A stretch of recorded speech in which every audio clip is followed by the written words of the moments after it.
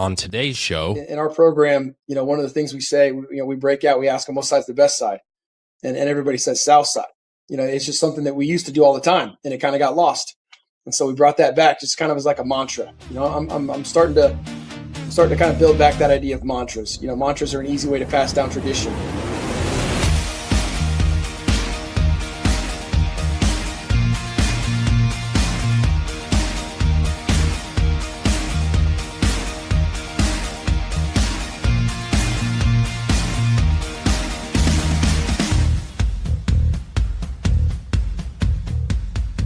Hey, we've hit the century mark of Kansas Sports Chatter, 100 episodes. It's our statewide high school sports entertainment show streaming on YouTube and wherever you get your podcasts. That's right, episode 100 happens now. For a project that started last summer, the fact that it has lasted 100 episodes is not only surprising to me, but probably many of you out there. It's been a lot of fun, learned a lot, gone through struggles, gone through triumphs, you name it, the whole gamut. It's still such a learning process and a work in progress for the show, but excited to get to 100.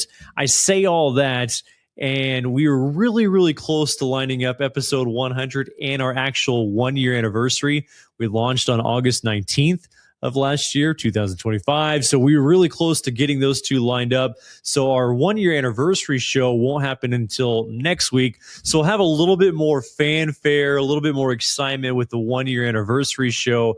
But I still want to acknowledge 100 shows. It's super exciting. Like I said, I've learned a lot and still very much a work in progress for the show. But to get to 100, big thanks to all the viewers, all of our listeners out there, appreciate you. And then, of course, our partners, and then also all the guests that have come on over a span of 100 episodes.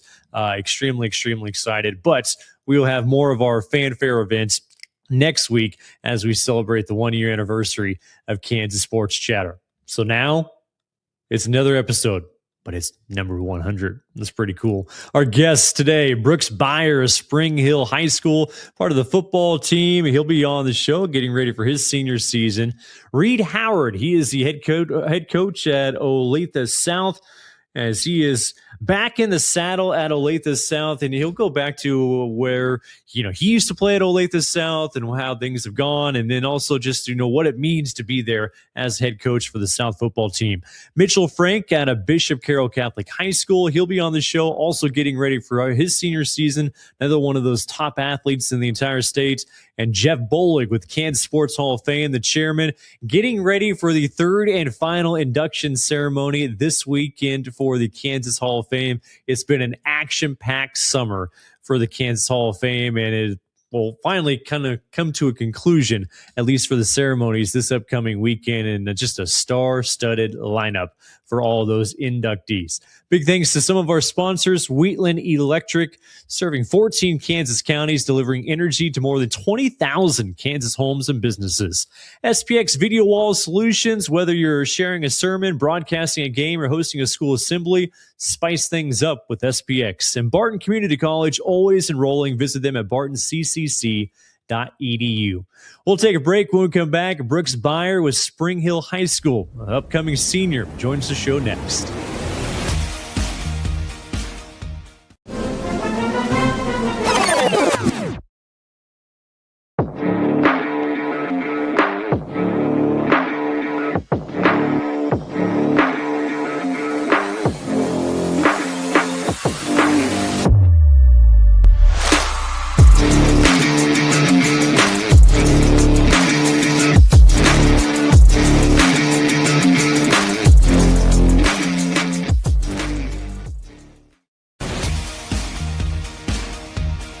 Continue on here on Kansas Sports Chatter as we bring in our next guest, and that's going to be Brooks Beyer, a member of the Spring Hill football team, getting ready for that senior season. Hey, appreciate the time. How's the summer been? Summer's been great. Just finished summer workouts today, and I'm excited to kick off stuff for the fall here soon. Like, what's it feel like just going into a senior year, knowing this is that last year of high school? It's kind of crazy to think about. Everyone says time flies, and you never really think it's true, but just feel like I was a freshman going in, leading all these underclassmen. It's just a great feeling. I think we're going to be really good. So it's great. What were your memories when you first arrived to high school, and just kind of, especially from the athletic standpoint of things, and just kind of your feeling? It was good. I had great people to look up to my freshman year, and it's kind of like seeing those guys and knowing like that's the standard around here. And we've raised the bar in terms of potential and in terms of what we can do, but just those guys when we were there at first kind of set the standard for us and like what we need to at least be and how we need to lead people. Any advice like early on that stood out to you, like either freshman or sophomore year, that really stuck with you? Really the weight room. I took that real seriously, and that's really paid off for me. Because a lot of my stuff is like I'm a bigger guy, but I've worked on plyometrics and I've stayed fast while gaining 50 pounds throughout high school, and then like I've stayed strong upper body and just extension, and helps me do line play. So it's been real great. The weight room was the best piece of advice I took. That increased strength, and like sometimes it happens over a gradual process, but like, have you noticed it on the field, just like things that you're able to do now because you're just simply stronger? From my sophomore to my junior year, and it was just kind of like you see varsity football your freshman year, and you're like, these guys are untouchable. And then I went out there my sophomore year, and I was kind of just role player guy, and then I gained about 30 pounds between my sophomore and junior year, got faster, got way stronger, and it was just real, huge difference. It made a huge difference for me. What were you doing during that summer? Eating a lot of peanut butter and jellies, or what? Yeah, eating a lot and lifting a lot, running a lot, and just all kind of paid off. Anything differently you did this summer as far as your training going into senior year? No, I did the same thing because it worked last summer, so I'm just gonna keep on grinding. I took a big step in trying to better other people, so being a better leader, and working on my leadership and bringing other people up and helping them do the right things and holding them accountable to our standard at Spring Hill. That defensive side of the ball, is that something you've been on for a while now? Has that always been one of your key positions? Well, so I've played everywhere really. But like right now I still play everywhere. Like Coach Bouchard will still line me up at wide receiver. He'll put me at tight end. He'll put me at H-back. He'll put me at fullback. Maybe I can talk him into putting me at wildcat quarterback. But I've really played everywhere. So on offense, then defense, I'll really just stay D-line play. But I've been D-line really all throughout high school, and then I'll go over to offense a little bit sometimes too. What do you like about D-line? I just love the physicality of it, and I love there's so many different ways you can play it as well. So you can be real physical, and then you can have finesse as well, and then you can make strides different ways, and you can swipe, and you can be physical up front with your hands. It's great. It's just real fun, and it's real fun. Right now, at least in high school, you're bigger than everybody, especially the people you're tackling. So you're bigger than them, and you land on them. You kind of feel them just scream a little bit when you land on them. It's great. So now I was looking at your stats, and from last year, 27 tackles for loss, the 14 sacks. Like those are insane numbers. Like, like how did those come about? I imagine that was just a dominant season for you. Yeah, we had from my sophomore to junior year, we got a new coaching staff. Really, like we kept about 4, and we got a whole new defense. So we were a 4-2, and we started running this 3-3, and it's kind of just been a curveball for offensive teams. It's real different. I don't know if anyone else in the state runs it. So it's just hard to game plan for, and you never really know what we're going to do up front and what we're going to do in the back end. And everyone on our team's good, so it just opens up a lot of stuff. Because you got to stop someone on the right side, and someone on the left side's right there with you, So it's just going to be, we're just going to be attacking from all angles. All right, so keeping with those stats, the 5 defensive touchdowns, like, do you remember all 5 of them? Were they all like scoop and scores? What were they? So it started off against Eudora. I had a scoop and score.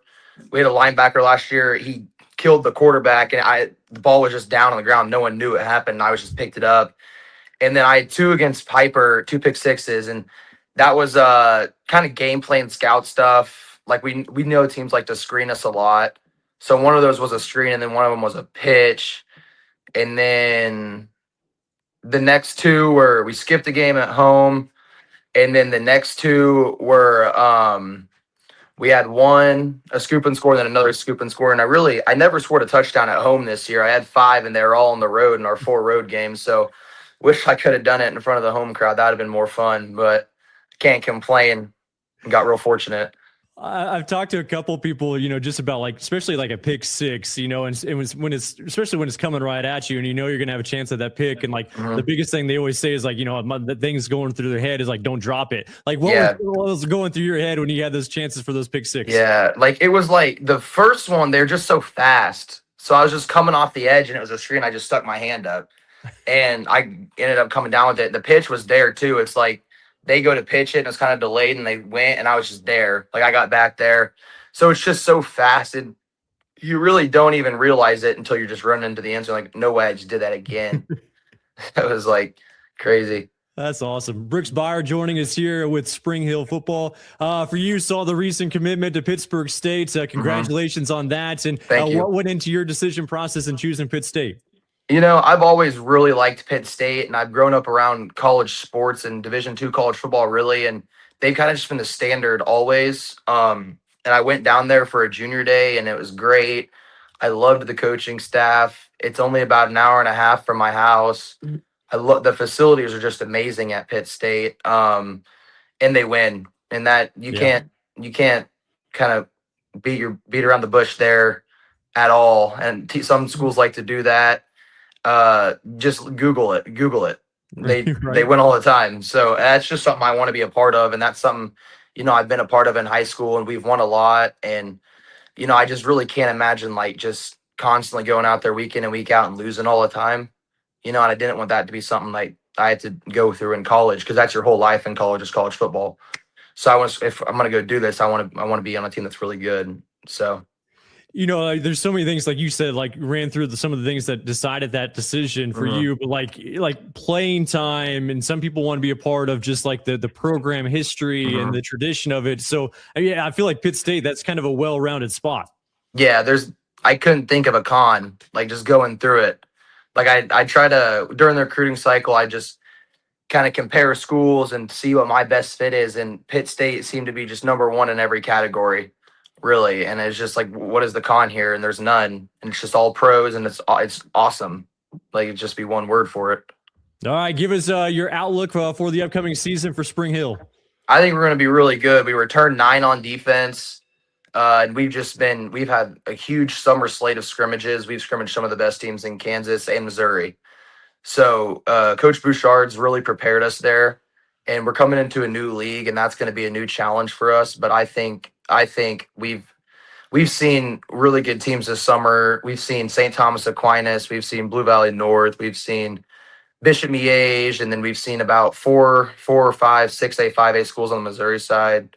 We saw Mill Valley. So we've seen really good schools. So I think with our schedule coming up, I think we've got some really good teams. We play reigning runner-up at state Baser week 4.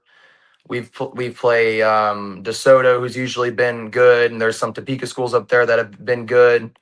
So I think we've got our work cut out for us, but I think we have a shot against any team that we line down against. So I'm excited. Yeah, excited to see what happens. Hey, Brooks, appreciate the time and best of luck going forward. Thank you, sir.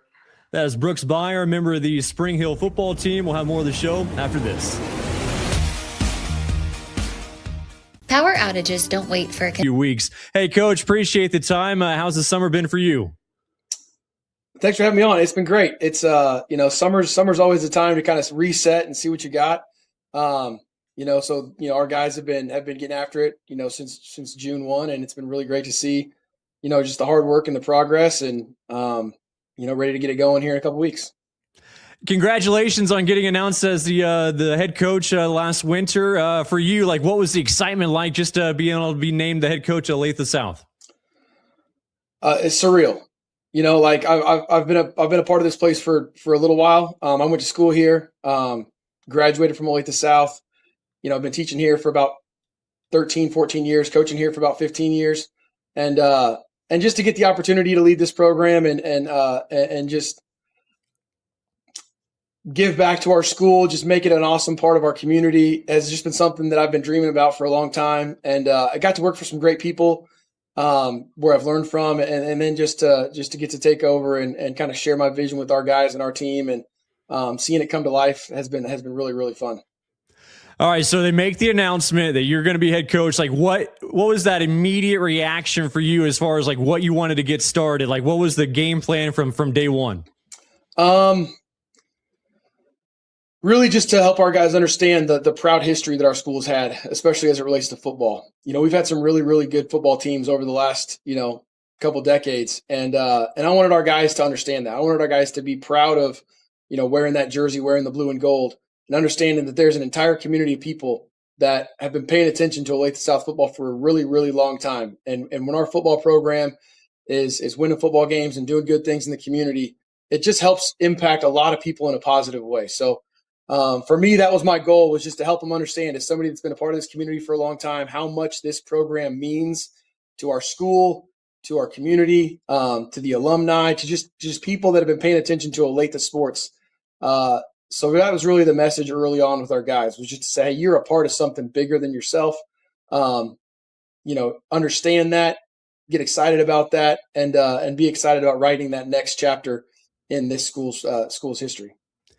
Do you feel like that's kind of changed over the years? Because I follow a lot of like community colleges, and I always felt like that was hard to, like getting a guy or gal coming into your, the JUCO for 1 or 2 years, like, and they might be somewhere across the country, and then, understanding the tradition. Like from high school perspective, have you seen that change as far as just like guys and gals kind of knowing the tradition of their school? Yes.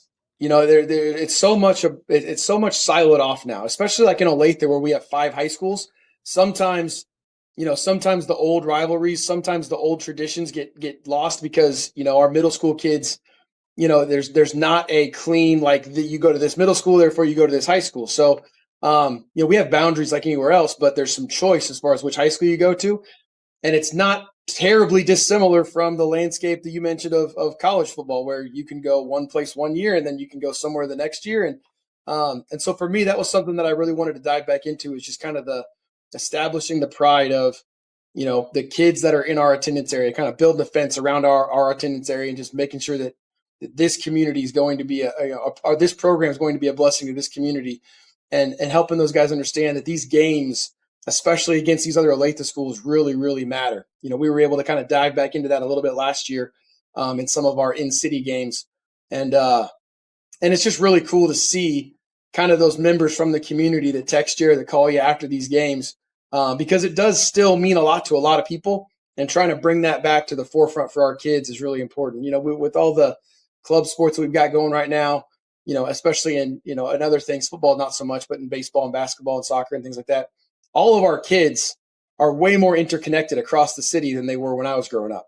And so, kind of rebuilding some of that healthy rivalry, some of that healthy tradition, some of that healthy kind of just belief that we're the best, in our program. One of the things we say, we break out, we ask them what side's the best side. And everybody says South side. It's just something that we used to do all the time, and it kind of got lost. And so we brought that back just kind of as like a mantra. I'm starting to kind of build back that idea of mantras. Mantras are an easy way to pass down tradition. And so that's one of ours. But man, as soon as you said that, I get like glimpses of like, remember the Titans. Like, do you guys have that? Like, South side, like strong side, weak side thing? It's similar. Obviously it's a little bit different, but it's kind of the same thing. It's just simple. Everybody knows it. Everybody's on the same page. We know what it means. It obviously has deeper meaning than just that one word, but to be a part of this program, to be a part of this community, we firmly believe that if we say what side's the best side, there's only one answer. I like it. And what was South like for you, like growing up there and just attending high school there, and then just kind of going through that football program? What was your memory of it? So I remember how much it meant to the community. So back when I was in high school, we still had the Olathe Daily News. And so that was a daily newspaper that came out that wrote up, not just sports, but everything. But there was a sports section that before I got to high school, I'd always flip to that and see, who the marquee matchups were that week. I remember distinctly whenever 2 Olathe schools would play, especially when it was like Olathe South, Olathe North back in the day, they would do entire full page write-ups on the starters. They would do, keys to the game. And it felt like a D1 level, pro level, type of production. Yeah. And so for me, I remember always wanting to be a part of that, always wanting to get, the opportunity to get featured in something like that was cool. And obviously we don't have Olathe Daily News anymore, but that's kind of been replaced by some social media accounts, podcasts, things like this. And so, So trying to help our guys understand that, like, hey, the idea of getting hype on social media, it's not new. It's just used to be a newspaper that everybody read in the city. And it still means something. Like, people still tune into that stuff. They still watch these types of shows. They still, look at the blog posts, and they want to know what the outlook is for the season. And so for me growing up, it was always fun to, see what it was like to be a part of the Olathe South community compared to the Olathe East or the Olathe, North community. Olathe Northwest opened while I was in high school.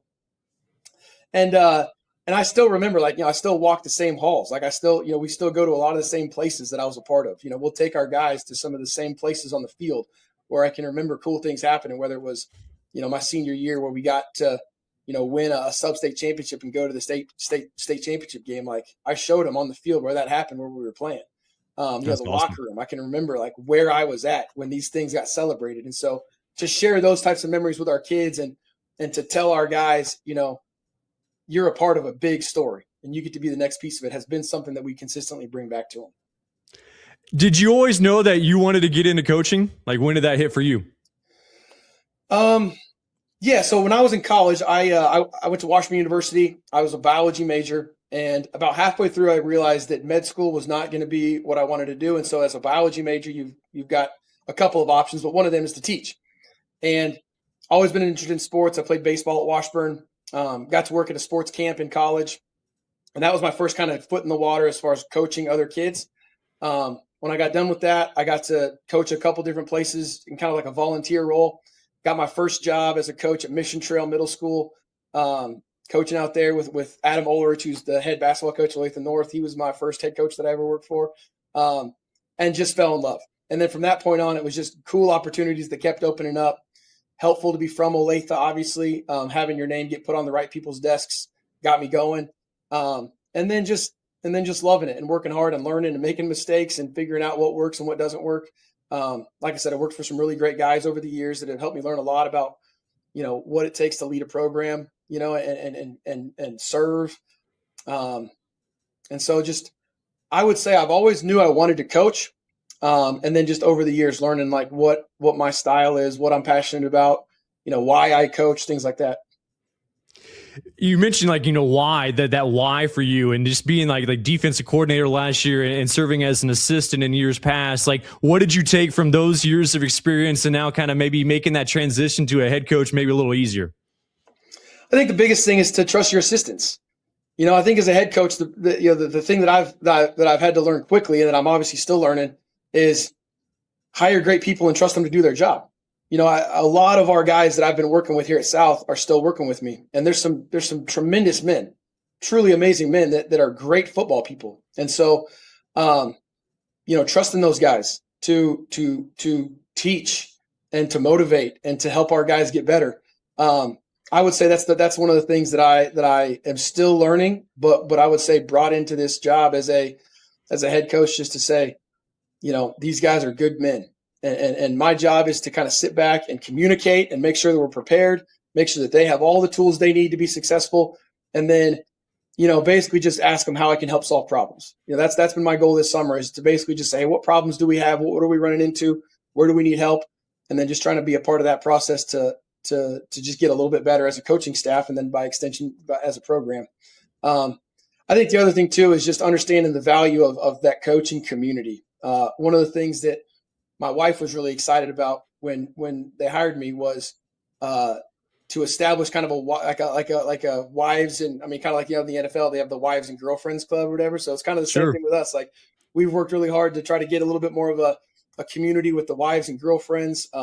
Getting our kids together, trying to make it to where this thing's tough. And we're going to ask a lot of our coaching staff. There's going to be a lot of hours away, and we're going to need the support of our family to be able to get through it and to be able to still feel that passion, that motivation, because, my wife would tell you that if things are tough at home, it's really hard to get it done on the field and in those meetings. So I would say that's another thing, just bringing the family element into it and understanding that these guys all have families, they all have other people that depend on them, trying to be sensitive to that, but also, let them do their job and let them fly, because, there's some great men working for me right now. You bring up the time commitment of just a coach, and I think this goes through any sport that you do. But like for you, like, do you ever find it difficult to put it down? Because like if you go through a week preparation and you can watch X amount of film and get this amount of preparation and say, okay, I'm ready. But then there's always that, well, I could do a little bit more. I could watch. Have you ever found a hard time just kind of disconnecting from it? Yeah, there's always that voice in the back of your head that's like, are you doing enough? Right. Like, are you working as hard as you could? Is there anything else that you need to do? Always. And I think for me, there's a, my wife is a great kind of check on that, just to make sure that, when I'm home with them as much as possible, I'm present. She's been phenomenal about, understanding if I do need to get away, if I do need to go to a different room, or if I have a crazy idea that I got to write down immediately. Which happens a lot. But yeah, just kind of having a stopping point, saying, hey, here's the checklist. Like I've been having to be much more organized with a checklist of things that we're doing. So as I find something or something that gets put on my plate, writing it down, putting it on a list, and then when it's time to work, really attack those things. And then try to shut it down once you get to a place where you feel like you can get to. But yeah, no, there's always the, especially with me in year one, there's always the doubt, hey, are we doing too much? Are we not doing enough? We push these guys hard enough, or do we need to push them harder? Do we have, even from like a football side, do we have too much in? Do we need to put more in? There's just always those, where does it stop? And that's a great question, because I think that's something that I'll be figuring out for probably the rest of my career, as far as that goes. Exciting times. Hey, Coach, appreciate the time. Congrats on the new gig again, and best of luck going forward. Thanks for having me on. Appreciate talking to you guys. You bet. That's Reed Howard, head coach of the Olathe South football team. We'll have more of the show right after this. Here's a hard truth. If your business isn't using AI in its marketing, you've already fallen behind. But there's an advertising agency in Kansas that can get you back up to speed. That agency's name is Meyers Enterprises Media Research. The name sounds dry because the company's run by engineers, not salespeople. They use superior research and analytics that drive results with surgical precision. Marketing doesn't have to be a gritty battle in the trenches. Your business can win from the box. Visit their website, mediaresearch.agency, to learn more. Welcome back on Kansas Sports Chatter as we have our next guest lined up, and it's Mitchell Frank, a member of the Bishop Carroll High School football team, getting ready for his senior season. Hey, Mitchell, appreciate you coming on the show. What's the summer been like for you? Of course, first I want to thank for the invite. Well, my summer's been going really good. Lots of football, lots of hanging out with family, hanging out with friends, just try to make the most out of my last summer here going into my senior year, because I know I'll have to be going off to play college ball next summer. So I'm really excited for that. And yeah, it's been a great summer. As far as the football perspective of things, has there been like a normal day, or do you kind of like, whether there's camps or whether it's practices or whatever it may be, like what's a normal day, I guess, during the summer for football? So I wake up really early, around 5:45. Weight starts at 6:20. It's about a 15-minute drive to my school from here. And so we'll start off with stretch, and then we'll do our workout. Depends on the day. It's usually either upper body or lower body. Today was max week this week. And so today was just a remake test day. And also this week we're doing a little fundraiser for our Little League football team. Okay. And so we're helping out at Bishop Carroll with the little kids, and it's a lot of fun. Helps me we have to do service hours too, so that helps a lot too. And yeah, so basically, yeah. Yeah, I mean, you talk about that program and the service hours. What's it like just being a part of that Bishop Carroll program? Oh, it's one of the best that, in Wichita you can be a part of. It's just such a good, it's faith-based, educational-based. Everything's just perfect. Everything runs smooth. I wouldn't want to be part of any other team. Everyone loves each other. It's like one big brother. It's like one big family. I just love it. It's got to be kind of cool for you to kind of see the growth, too, just throughout your career at Bishop Carroll, as far as the improvement you've seen. The improvement I've seen? Yeah, over the last few years, especially, I feel like, with the football program. Yeah. So, we had Dusty Trail, head coach, and, things were really good, and then everything just came really slow, and I think it was time for a change, and I knew that having Coach Jax as head coach was really going to change something. And I mean, I think it showed his first year as head coach. I think it was really cool coming off beating Derby and winning that first home game against Valley Center in the playoffs was something really special. And I was really happy we could get something for that, like for our seniors. And I'm excited for this year, just for a second year. Yeah, I mean, but like you mentioned, like the adjustment of going to a new coach. What was that adjustment process like for you from your position? It wasn't anything too crazy, but he was the D-line coach my freshman, sophomore year, and then he switched to DB coach and the head coach, and now he also helps coach O-line. So I'm not really over there. So I went from him coaching my side of the ball, my position, to going against him basically. So he helps with the offense. So, but it's still really cool and just having fun, and it's just really good adjustment for our team. You look at, like the success that, Bishop Carroll has had in a number of sports. For you, like what's that next step for the football team? Like, have you guys kind of set some of your goals for this fall? Yeah, we did actually.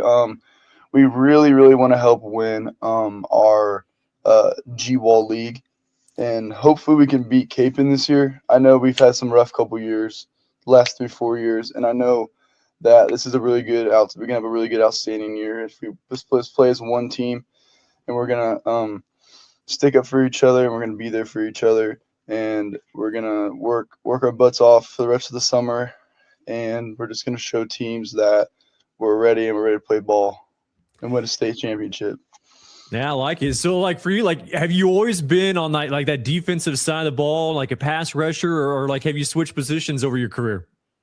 So I've been playing since I was in first grade, tackle football, and I was usually bigger than every other kid. So I played running back all the way up to 5th grade, and then one of my coaches in middle school, he switched me to offensive tackle, left tackle, and defensive end. Okay. And then ever since I've switched that, I was always there. And so I worked all the way back up to my freshman year. My freshman year, I went back to running back and played that defensive end spot. And then at Carroll, we kind of only stick at one side of the ball. I mean, we kind of switch around a little bit, but I really only play the defensive end spot and the outside linebacker spot right now still.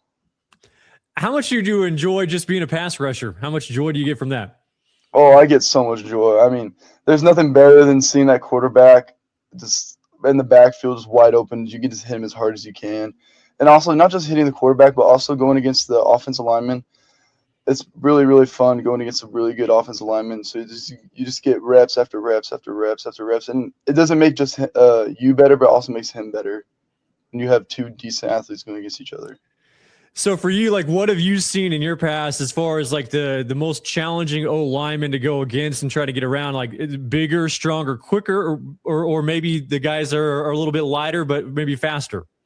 Definitely the bigger guys that are just like taller and wider, because they take up so much space and they're just so hard to get around. Because what I like to do is I like to use my speed to my advantage. So I like to work that outside and get real low. But when they're really big and like really like strong and tall, it's hard to do that. But I still like a really good challenge at the end of the day. You mentioned your speed that you use to your advantage. Any other big time techniques that you've learned, especially over the last couple of years, that have helped you out in that position? Yes. So I like to work my cross chop a lot. So it's when I step outside and then I go back into the inside of the tackle.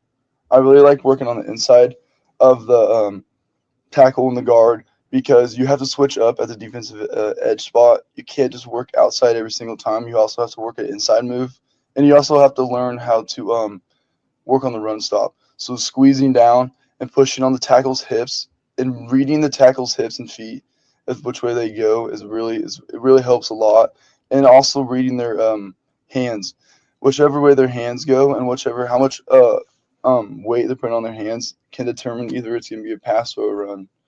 And so, I mean, it's just fun just watching this film and seeing what the tackle does or the guard does. And just, yeah. Well, I mean, I was looking at your numbers, Mitchell, and I saw even on special teams, the 2 block punts from last year, seeing your stats, was it very clear and cut and dry, as far as how you got those? Take me through those 2 blocks. Okay, so the first block, I'm pretty sure is against East. Or no, it was against South. One of the 2 teams. And I never really played much special teams my entire life. I kind of just stayed on the sideline to catch my breath. But so I kind of got thrown in there, and we just put in a new special team block because we wanted some blocks to help our offense get better field position. So we had a thing where they would the person right next to me would run and hit the person, the shield, and so they would take the hit, and then me or my other teammate Joey Helton would go and block it. And we blocked, and it was crazy. It was so cool the next day, Saturday morning, talking about it with everyone. And then the other one, I'm pretty sure was against Valley Center. We had the same thing because it was working so well all season long. And I actually blocked it with my face mask. I didn't even get a hand up there. So I thought that was pretty funny. I mean, I wasn't ready for it. Knocked my helmet all the way back, but it was pretty cool. It's pretty funny. It's a good way to get blocked. Yeah, you got the job done anyway. Yeah. For you, home games at Bishop Carroll, what's it like Friday nights at Bishop Carroll? Oh, it's nothing. There's nothing that comes close to it. I mean, what I've seen at least. And I mean, everyone's there. Everyone's family's there. Everyone's friends are there. I mean, we have by far one of the best student sections in Kansas for sure. I mean, we're a contending 5A team that we can play with 6A teams, 4A teams, any other 5A team. I mean, it's just crazy. And I'm pretty sure we'll be playing Capon at Carroll this year and not at Riverfront, but I'm not 100% sure yet. So, I mean, I'm ready for that, and it's going to be packed. Every home game's packed, and it's so cool. That Wichita competition, I've had multiple conversations, whether guys are from, Wichita or Topeka or the Kansas City area, some of those bigger cities, just that competition. And especially, you probably know some of those guys, whether it's on Capon or a different Wichita school. What's that like just going up against those guys? I mean, some of those kids I've been playing against my entire life. Like the Wichita teams, I've been playing against the Grizzlies, the Gators, and all those other teams. Also with people at Capon, I've been playing against them since first grade in track, basketball, football. So I know most of these kids I'm going against, and I've been friends with them for some time. So, I mean, it's pretty cool to have that cool little competition and that little bragging rights, whoever wins, and gets to talk about it. And so, I mean, it's pretty fun, but also at the same time, it's good. It feels good to win. I bet so. Hey, Mitchell, appreciate the time. Best of luck this season. Of course. Thank you. Thank you for having me on. You bet. That's Mitchell Frank, one of the members of the football team for Bishop Carroll. We'll have more of the show right after this. Are you looking for a new way to promote your business or organization? Do you want to get your message out to a statewide audience that loves high school sports in both urban and rural areas? Kansas Sports Chatter has advertising opportunities from commercials, sponsoring specific guests, product placements, and even a premier sponsorship. Let Kansas Sports Chatter promote your brand. Contact ksportschatter@gmail.com for more advertising details. That's ksportschatter@gmail.com. Come join the chatter. Keeping things rolling here on Kansas Sports Chatter as a continued guest on the program, and Jeff Bollig, the chairman of the Kansas Sports Hall of Fame, joining us. And there's busy summers, and then there's Kansas Sports Hall of Fame summers like 2026, and you've had one of those. Hey, Jeff, appreciate you coming back on the show. Great to be with you, Cole, and thank you for this opportunity. Yes, we kind of bit off a little more than we could chew, but we did 3 induction ceremonies with 32 individuals, 12 posthumous. But as I said before, we had just a number of years which the hall did not select anyone, and we felt it was important to not only get those individuals in who had passed, but also maybe some of those are a little up in age, and we wanted to recognize them while they're still here and they can enjoy it and their families as well. So we did obviously the Negro Leagues a couple weeks ago in Kansas City, Kansas, for the Monarchs game. 25th of July, we were in Wichita for a great sold-out event. Really enjoyed it. And then we'll be in Kansas City at Sporting Park on the 16th of August to put in 12 more individuals. Yeah, you look at those two previous ones, Jeff. I mean, in July, like what stood out about those? Anything that stood out about those two events for you? Well, I think the one about the Negro Leaguers, and actually there were 6 Negro Leaguers, and then Diego Segui, who came to the United States from Cuba and moved to Kansas City in '63. I think the thing that stood out, there were 4 families that represented those individuals, 7 individuals, and it was really nice for them. They knew their fathers or grandfathers or uncles were talented individuals, but just to see it, talk with the people from the Negro Leagues Baseball Museum, they really felt good. The second one in Wichita, what I liked is the fact that people were kind of re-engaging and getting back together. For example, Linda Hargrove, the former Wichita State basketball coach, was on the same AAU track team as Judy Dyer in Topeka, and they hadn't seen each other in 50 some years. Okay. Bob Barati and Steve Crosby were classmates at Potty Rock High School before Bob's parents moved to Wichita North. They hadn't seen each other in about 60 years. Wow. Melvin Lister and Nathan Leeper were high jump competitors or jump competitors in the state meets, different classes, but they knew of each other. They both were in junior college, and they hadn't seen each other. So the rekindling of relationships and trading stories.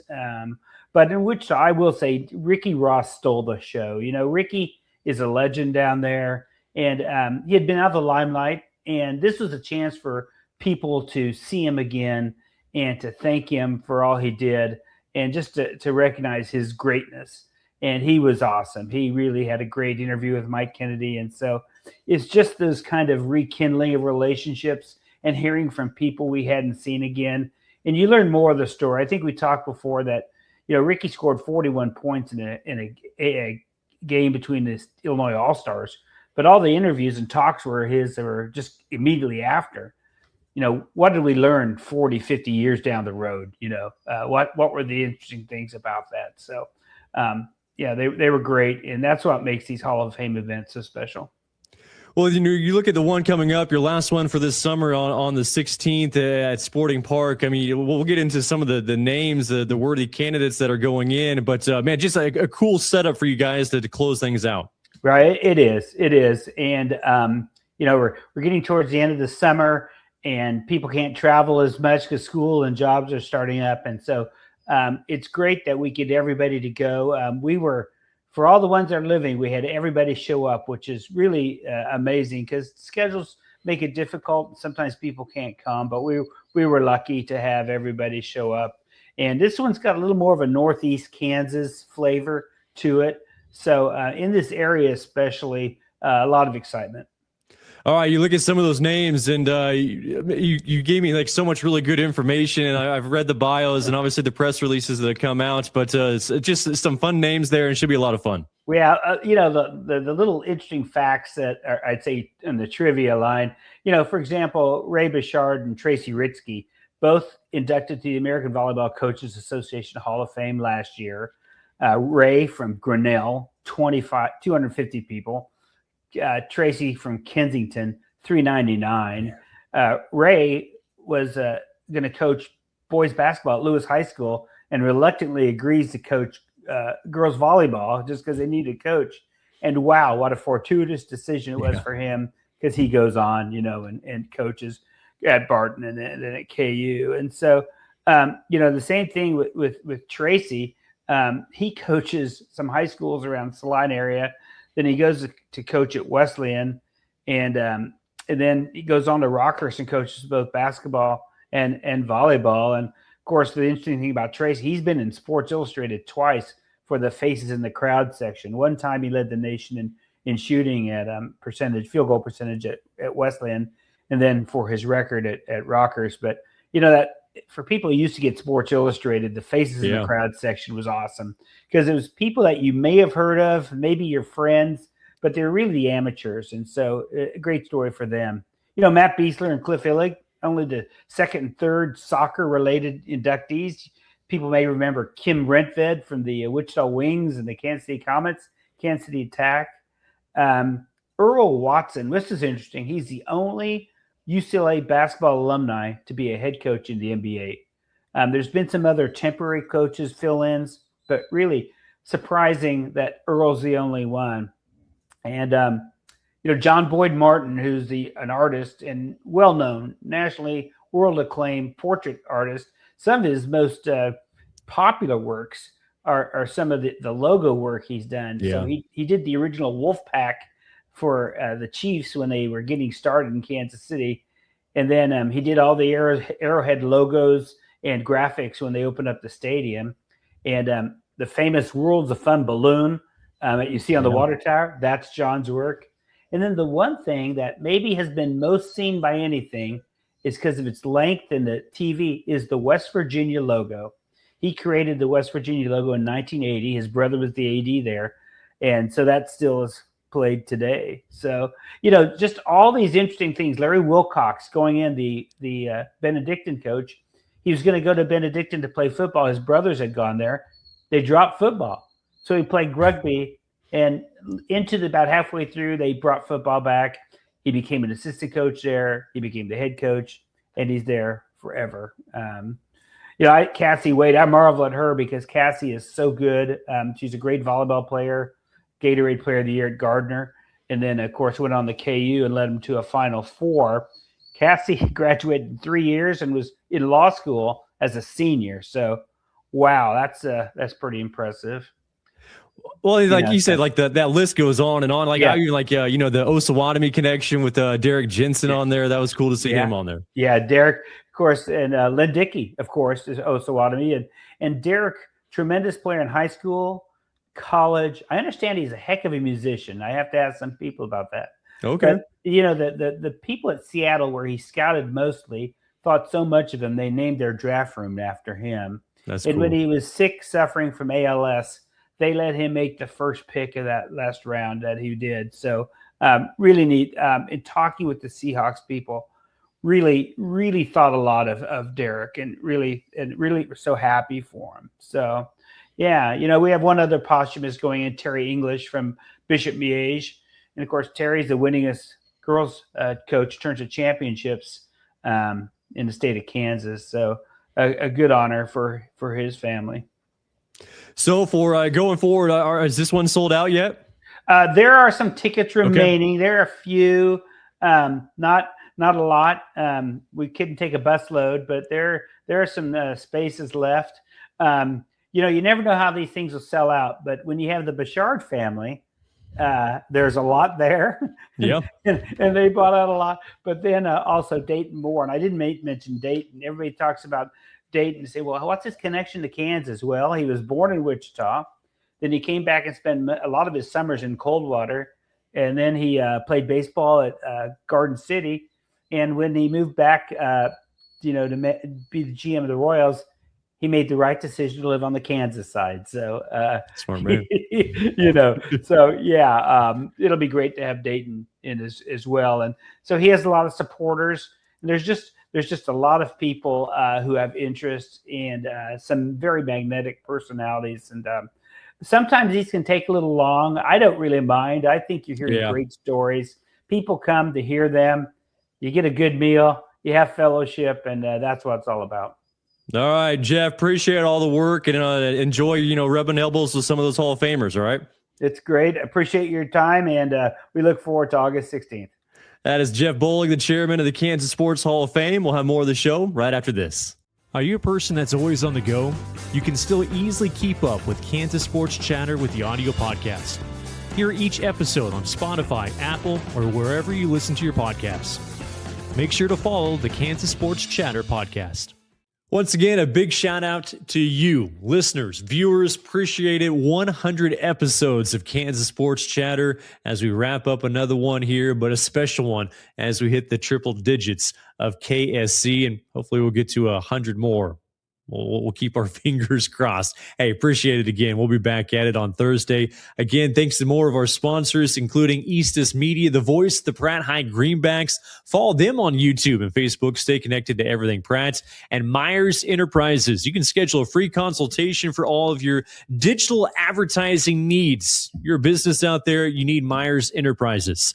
That'll do it for episode 100. We'll be back at it for 101 on Thursday.